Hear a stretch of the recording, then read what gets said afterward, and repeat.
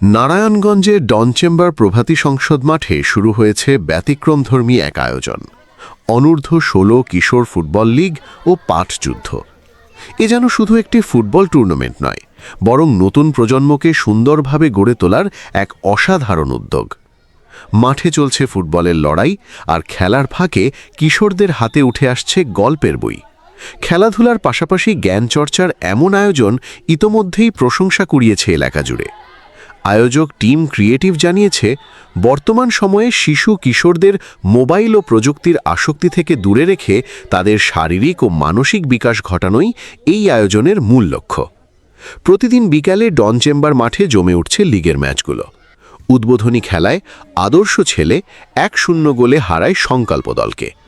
অন্যদিকে 24 মে অনুষ্ঠিত লিগের দ্বিতীয় ম্যাচে বাংলার বাঘ 1-0 গোলে জয় পায় আদর্শ ছেলের বিপক্ষে। দিনের দ্বিতীয় ও লিগের তৃতীয় ম্যাচে আমার পণ 1-0 গোলে হারায় বীরপুরুষ দলকে।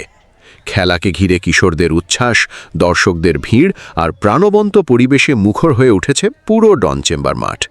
স্থানীয়রা বলছেন, এ ধরনের আয়োজন শুধু বিনোদন নয়, বরং ভবিষ্যৎ প্রজন্মকে সুস্থ, সচেতন ও মানবিক মানুষ হিসাবে গড়ে তুলতে গুরুত্বপূর্ণ ভূমিকা রাখবে। খেলবে শিশুরা, পড়বে বইও। এভাবেই গড়ে উঠুক আগামী দিনের সুন্দর সমাজ।